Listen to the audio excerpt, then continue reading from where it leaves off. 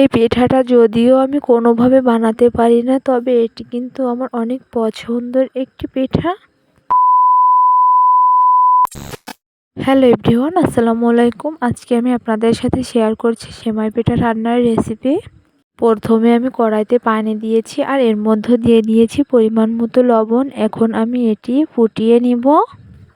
পানিটা যখন বলক উঠে যাবে তখন এর মধ্যে আমি আস্তে আস্তে করে সবগুলো চালের গুঁড়ি দিয়ে দিব। চালের গুঁড়ি দেওয়ার পর এখন আমি এটি আস্তে আস্তে নাড়িয়ে পানির সাথে মিশিয়ে নিচ্ছি। এটি একটু মেশানোর পর আমি কয়েক মিনিট ঢেকে রেখেছিলাম। কয়েক মিনিট ঢেকে রাখার পর এখন আমি অন্য একটি পাত্রে আটাগুলোকে ঢেলে নিচ্ছি।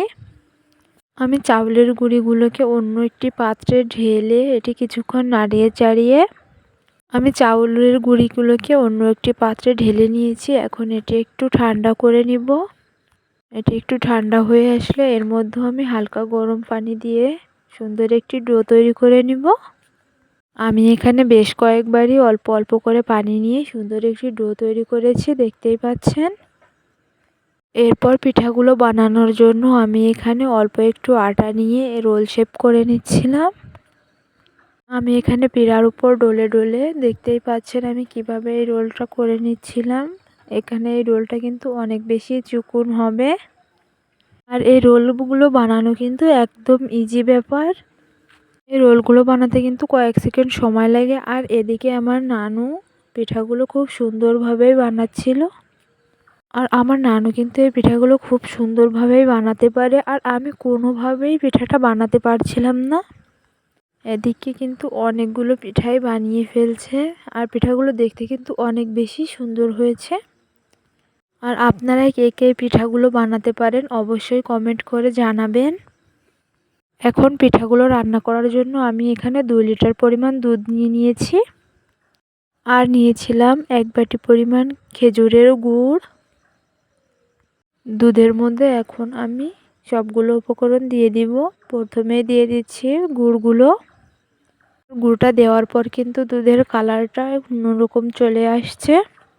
এরপর দিয়ে দিব পরিমাণ মতো চিনি।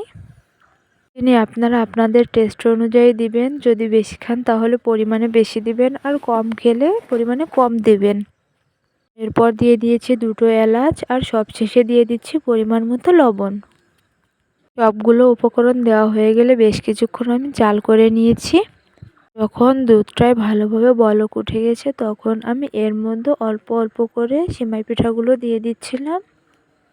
সেমাই পিঠাগুলো দেওয়ার পর মনে হলো যে দুধের পরিমাণটা বেশি হয়ে গিয়েছে, তাই ঘন করার জন্য অল্প একটু আটা পানি দিয়ে গুলিয়ে এর মধ্যে দিয়ে দিচ্ছি।